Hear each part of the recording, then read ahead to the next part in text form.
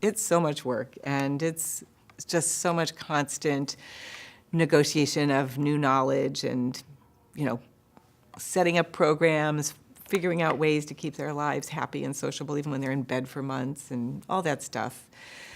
But having the opportunity to apply your efforts to making things better for them by raising money, by expanding the medical staff at the foundation, it's so much better than sitting home and wringing your hands. Really, it's just much better to get something done in the world.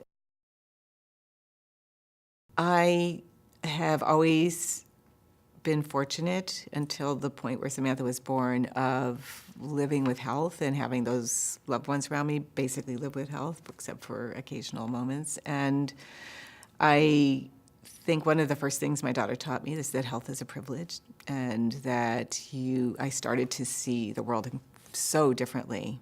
Neither my husband and I ever have a truly restful night of sleep. We have monitors on so we can hear her in her bedroom because we are always concerned if equipment she's on might malfunction, or more importantly, if she might stop breathing in the night, which is the most common form of the loss of people with FD. She's recently had a lot of eye problems, so we went through a couple of weeks where we had to give her drops 24/7. So that was tiring.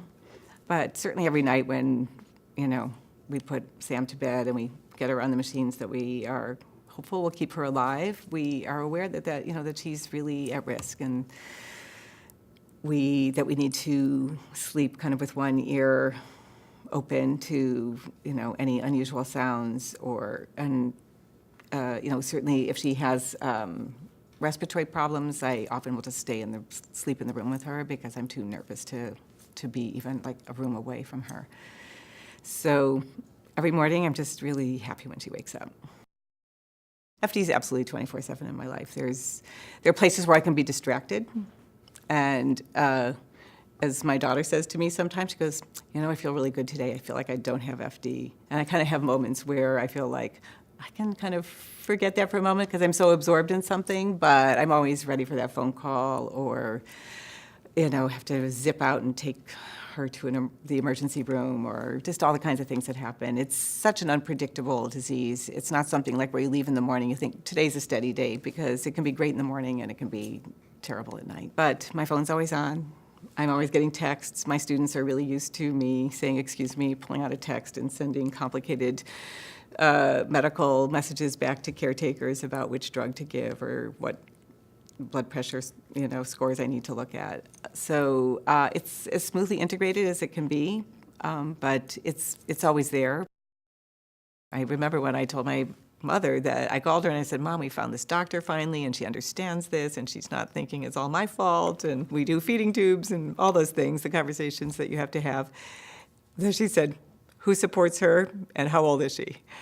Because she understood in a way, because of course she was an experienced mother and I was a new mother, how important it is that you have whatever alliance and support system you need to be able to allow your child to thrive, whatever that might mean for you and your child. So I just am grateful on a daily basis that the foundation and the treatment center exist, and I do everything I can to keep those groups going, because without them, not only my child, but all the other wonderful children and their families who I've come to know and love would also be suffering. And I can't even imagine how we would function. We would be so isolated and so lacking with the most important thing a parent needs, which is how can you care for your child?